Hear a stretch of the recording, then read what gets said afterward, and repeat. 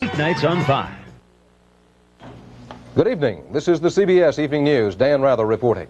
The results of Chicago's three-way race for the Democratic nomination for mayor today took many in that city and the nation by surprise. Bob McNamara reports on the Illinois congressman who beat the incumbent, the name, the machine, and the odds, and now stands a good chance to become the first black mayor of the nation's second largest city.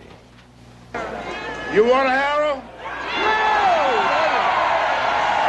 You really got him now.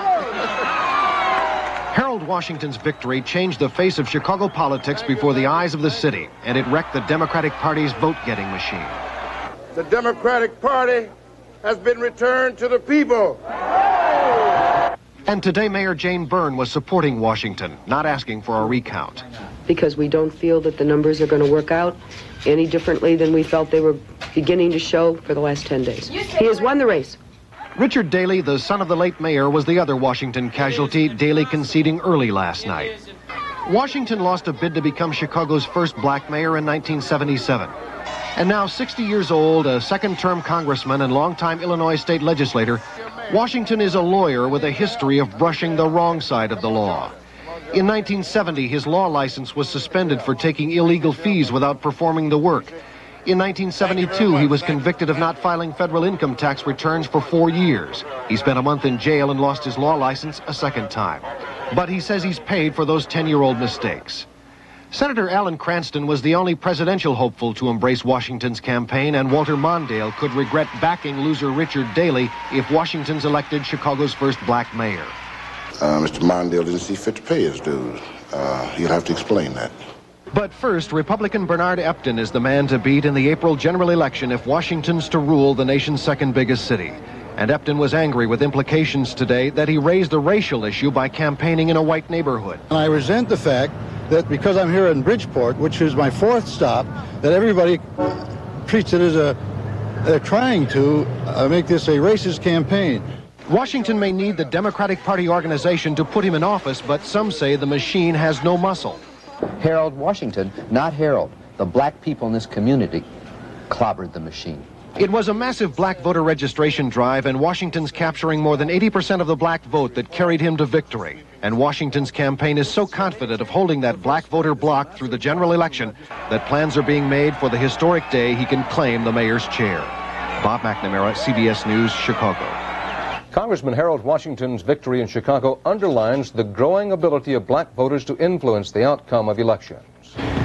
Ronald Reagan's election in 1980 and what blacks perceive to be his unsympathetic attitude has galvanized them into action. Feeling that only if they get candidates, sometimes black, sometimes not, get candidates who are sympathetic to their positions, it is the only way to resist or turn back the tide that they feel is hurting them politically.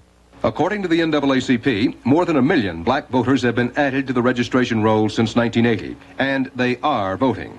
There has been a 12% increase in the number of black elected officials since 1980, and the list of black mayors, now about 225, continues to grow.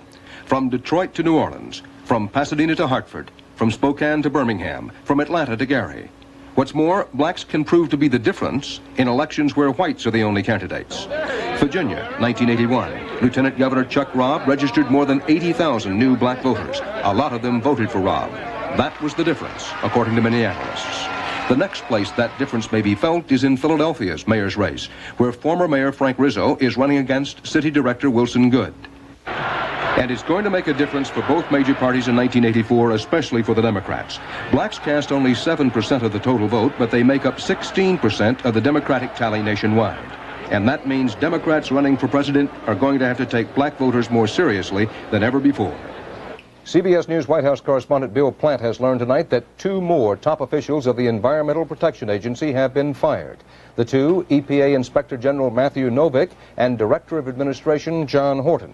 Reagan administration sources tell Plant there could be more firings, in their words, to strengthen the agency. A New York congressman charged the agency was being purged of more than 6 internal critics.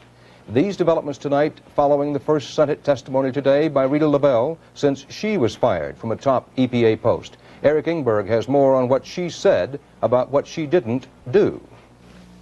I have done nothing wrong. I have nothing to hide. Rita Lavelle, who ran the federal Superfund to clean up dangerous chemical dumps until she was fired by the president, denied all charges that have swirled around her.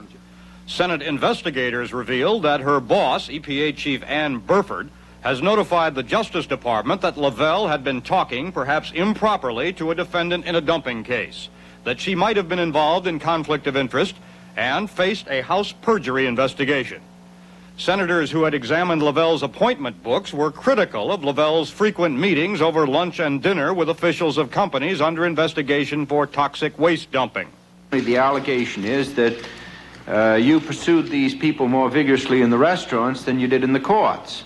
My role was to basically sell industry on an approach. It was just a commitment that we were willing as an agency to negotiate first, litigate second. Several senators questioned the policy of settling with polluting companies rather than taking them to court. Let me point out to you that even though Superfund is on the books, these cases, a lot of these cases are extremely weak. We don't have the proof. Lavelle claimed she had never manipulated Superfund money for political reasons, but said an aide once told her federal funds for a California cleanup project were held up before the state elections on orders from Administrator Burford. She thought it might possibly it might help Jerry Brown too much. She being Mrs. Burford? That was the rumor. I indeed did not make the announcement that had been prepared for me for an award of funds to the state of California. I did it because the agency had not developed a policy for general application to all these funds. Lavelle said Burford fired her without warning. She used the phrase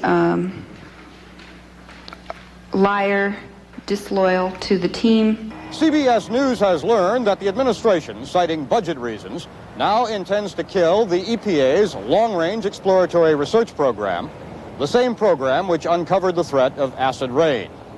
Eric Engberg, CBS News, Washington.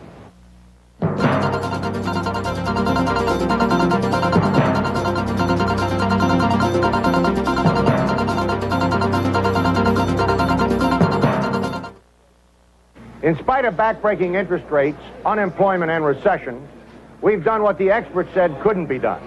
We built a new Chrysler Corporation. We built it on high mileage and front-wheel drive, on K-cars and LeBarons, convertibles, luxury cars, sports cars. We built it on quality. That's why we back every new car we build for 5 years or 50,000 miles. Before you put your money down, think.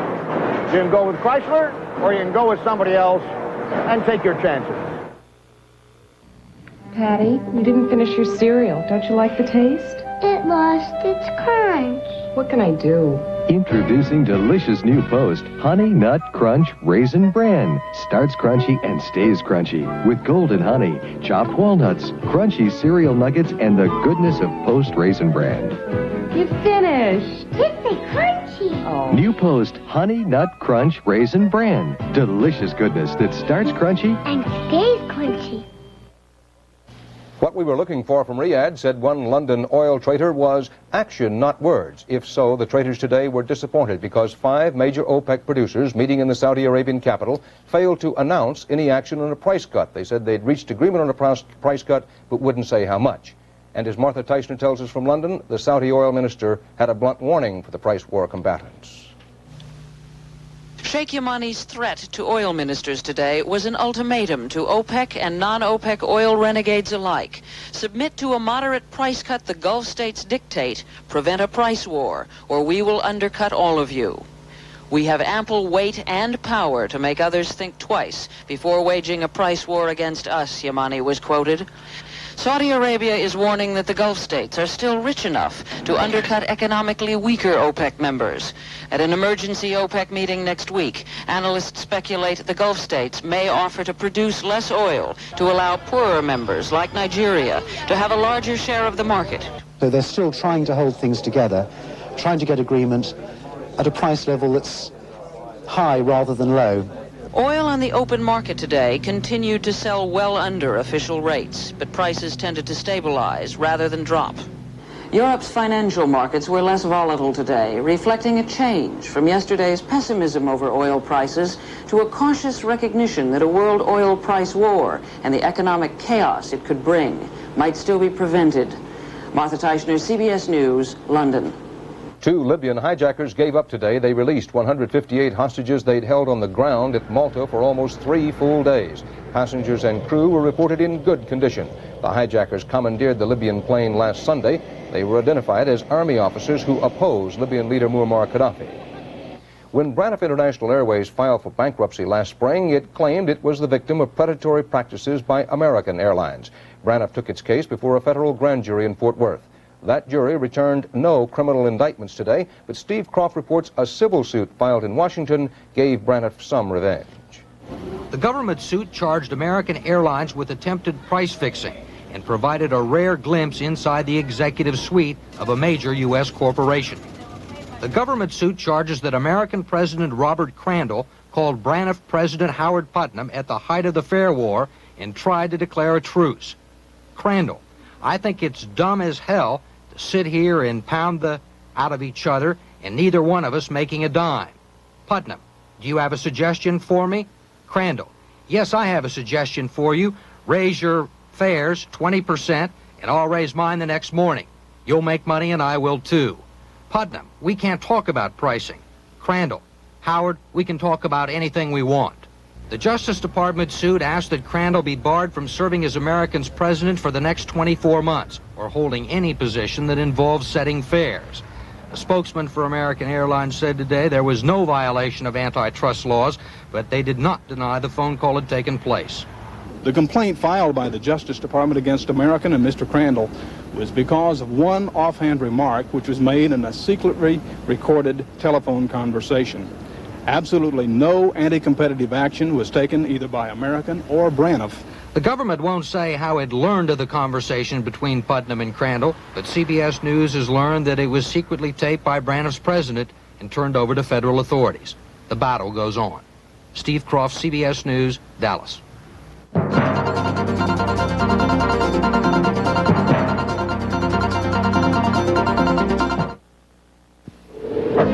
After a night below freezing, after 3 hours with the lights on, after all these years, people still have more confidence in Sears Die Hard than any other battery you can buy all over America. At Sears Tire and Auto Centers, when we install a Die Hard, we install confidence, day and night. Sears.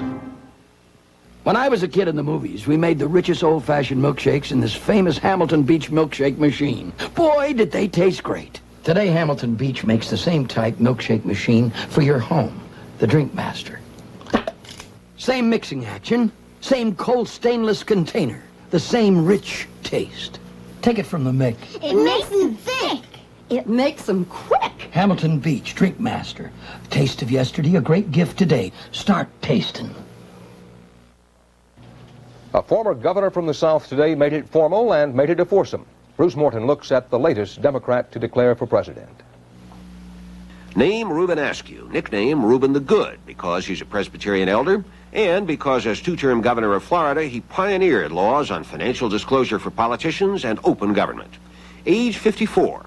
Little-known fact, as a child during the Great Depression, he sold his mother's pies on the street. His announcement today called for a new partnership among business, labor, and government to cope with changing economic conditions. Some Republicans seem to believe that this is still the 1950s. Some Democrats seem to believe this is still the 1960s. But I've been out representing America abroad in the 1980s. And I know that the future of freedom itself may well depend on our willingness and our ability to accept and adjust to the changed nature of this world. Askew was a relative unknown, a man of self-discipline and strong convictions, some of which set him apart from his competitors. Examples: he's against legislation requiring that a percentage of the parts in foreign cars must be made in America, for right-to-work laws. He's a man who marches to his own drummer. The question is whether Democratic voters will march to that same beat. Now there are four. Bruce Morton, CBS News, Washington. Well, what with all the talk about saving Social Security, passing a jobs bill and the like, you'd think the House and Senate chambers in Washington would be the very picture of activity. But as Phil Jones reports tonight, Congress is a picture, all right, not a very pretty picture. No, there's nothing wrong with your set. These are the color bars that are left on the House television system when it's not in session. So far, there have been more bars than pictures of the 98th Congress in action. The House floor has actually been open for business a total of 8 days since convening January 3rd, a total of about 30 hours. The Senate has been open 15 days, about 40 hours. Floor business has included such urgent matters as Lithuania Independence Day, Nancy Hanks Memorial Center, Congressional Gold Medal to honor Bear Bryant. It's a pace frustrating to some members. I think things are just proceeding at, frankly, in my view, for my own liking, too leisurely a pace. Now, some members have been terribly busy taking care of other activities, like running for president.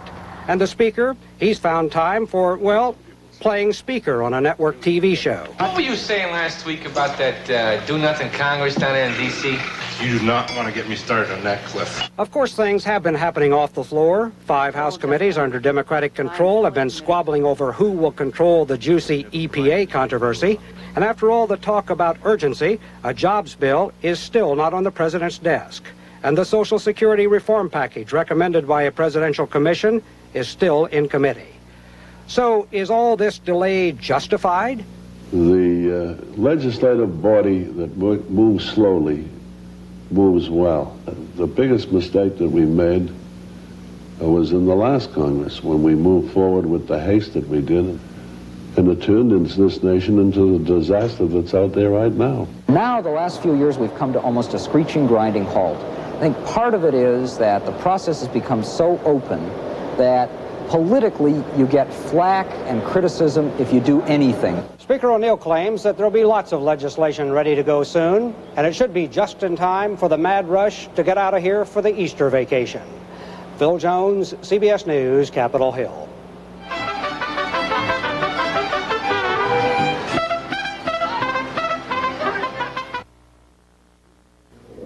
Colds and flu can trigger bronchial asthma attacks. Be prepared with Primatene Mist.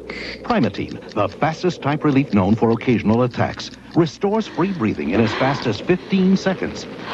Or to keep breathing freely for hours, Primatene tablets. In the lungs, Primatene opens clogged breathing tubes, relaxes bronchial spasms, restores free breathing. Primatene Mist, the fastest type relief known. Primatene tablets contains the asthma reliever doctors recommend most.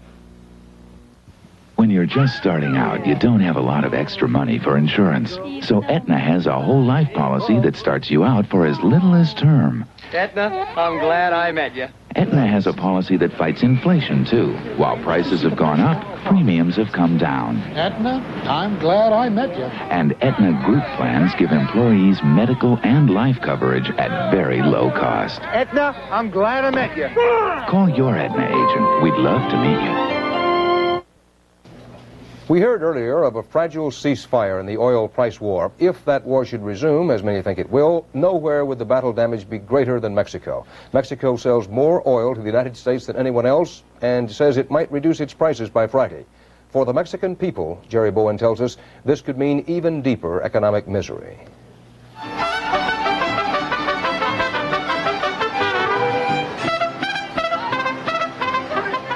The music is still festive.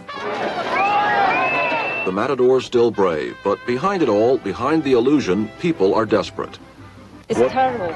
I can't buy anything. If I go to the supermarket, everything is 3 times more expensive. The peso is plunging. America's major oil importer, one of its top trading partners, has become an economic basket case. Inflation exceeded 100% last year. The government says the good news is that inflation may rise only 60% this year. The only people really smiling are visitors. American tourists are finding the dollar can buy up to 4 times what it did a year ago. It's a shopper's dream. It's a real paradise this year.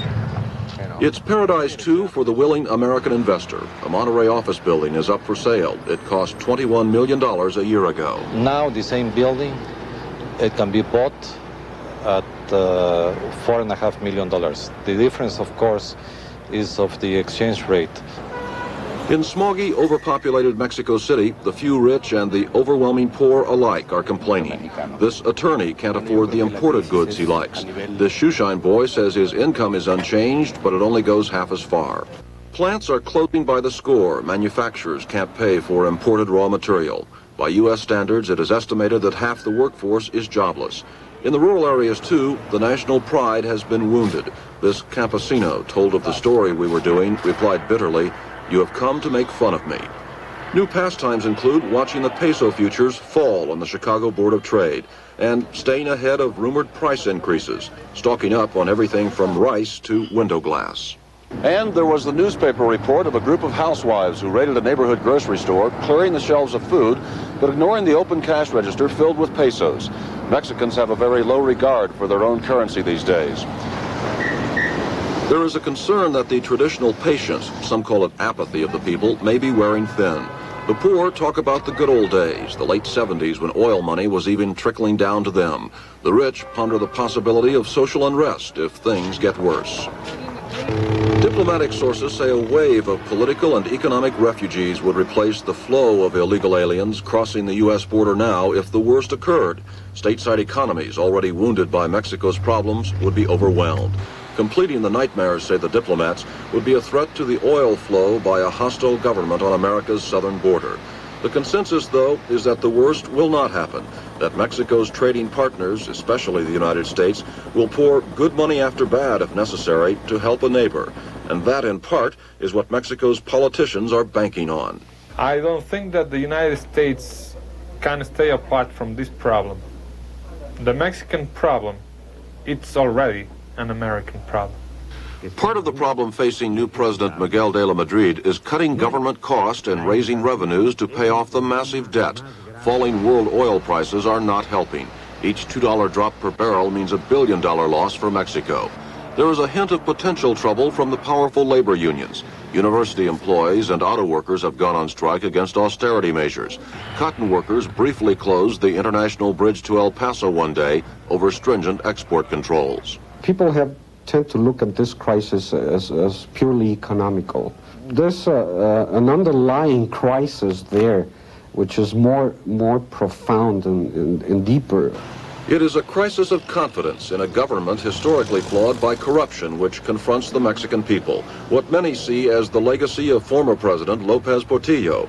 He pledged to fight like a dog to save the peso, and while the economy crumbled, built a hilltop estate of not one, but 5 mansions.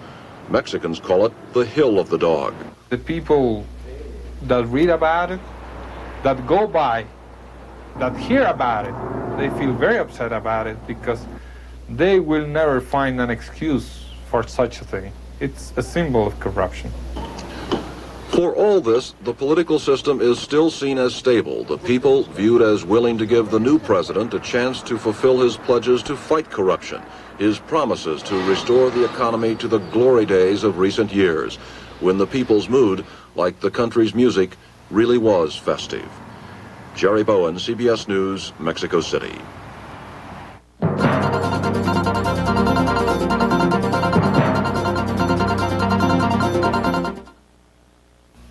Wings on your feet from a strength deep inside. It's a drive to excel. It's a matter of pride. Roman meal when you know what's good for you. Natural, whole grain goodness for people who know what's good for them. You're happy and fit and going for more. Roman meal bread from the people who invented whole grain goodness. What does the General Motors mark of excellence mean to you? It means the latest techniques in computers, lasers, robotics, and aerodynamics. It means smarter, sleeker, more exciting cars, and the industry's most advanced safety-related research.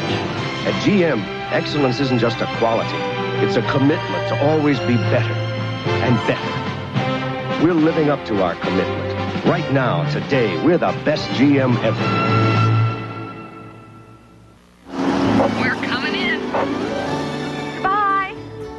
Mr. Lawrence loved the boat. He gave me the order. Oh, way to go, partner. Let's have some coffee. Only half a cup. I thought you liked fresh brewed coffee. I love it. It's the caffeine. Look, Brim decaffeinated coffee? Well, if it tastes this rich, fill it to the rim. With Brim. Fill your cup to the rim with the richness of Brim. The Bee Gees, who had the best-selling rock album Saturday Night Fever, are feeling some Wednesday night heat. A federal court jury in Chicago today ruled that one of their biggest hits, How Deep Is Your Love, was based on the work of amateur songwriter Robert Selly and amounted to copyright infringement. Damages are to be determined later. University of Georgia running back Herschel Walker received the Heisman Trophy last December as the nation's top college football player. He said he hoped he'd be back to pick up another Heisman. Well, he won't. It was revealed today that he has signed a contract with a team in the new U.S. Football League. That confirms a lot of rumors, and Wyatt Andrews reports it may create a lot of problems. Herschel Walker had denied it all last Friday. Yes, there were discussions with the New Jersey Generals, he said, but no contract. Like everybody said, we negotiated, which is not true. But it was true. Walker had signed a contract, then changed his mind, and then told the world none of it ever happened. It created a wall of problems not even Walker could run through. He was not bound by the broken contract, but it did end his brilliant 52-touchdown college career. NCAA rules forbid third-year athletes like Walker from negotiating any agreements or involving attorneys or agents in negotiations. Walker will now report to the New Jersey Generals this weekend and cash in on a 3-year, $8 million contract. $1 million of it was up front. We had a deal in writing. It's the greatest in the history of football. If signing Herschel Walker gives the USFL some respectability, it may also cost it credibility. The league promised not to draft Walker, but never said it would not try to sign him. Many think the league has hurt football. I personally think it's going to lead to more bad than to good because of the unscrupulous people that are going to be around trying to entice the youngsters to leave school. And I think there's going to be a great lack of integrity in professional sports when they need it more than they ever needed it before. But to the USFL, there was no enticement in this case. Commissioner Chet Simmons told reporters Walker approached the league first. And the NFL disclosed today that Walker's agent had approached that league last night. It was surprising news for Georgia fans who believed in Walker's promises to stay for 4 years. I'm sad.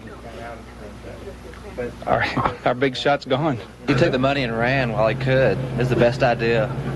Walker insisted through his agent that he will return to take classes next fall. And he released a statement calling last week's contract denials a mistake and asking for the forgiveness of his coach, the university, and God. Wyatt Andrews, CBS News, Atlanta. And that's the CBS Evening News for this Wednesday. Dan Rather reporting from New York. Thank you for joining us. Good night.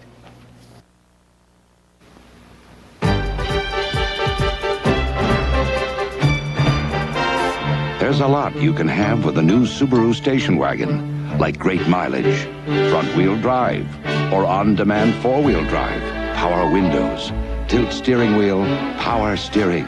In fact, it's so packed with value that our station wagon can be a very involving experience. Subaru, inexpensive and built to stay that way. The new money market accounts at your bank pay high money market rates. So does our money market fund.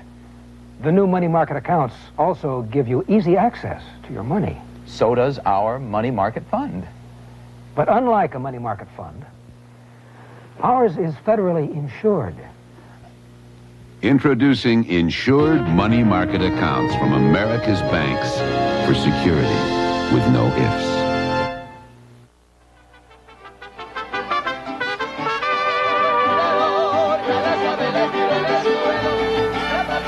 Wednesday, it's the biggest night in the history of the music business, the 25th Anniversary Grammy Awards with Kenny Rogers, Anne Murray, Willie Nelson, and a host of other superstars. Wednesday. This is CBS. The Alexander administration is proposing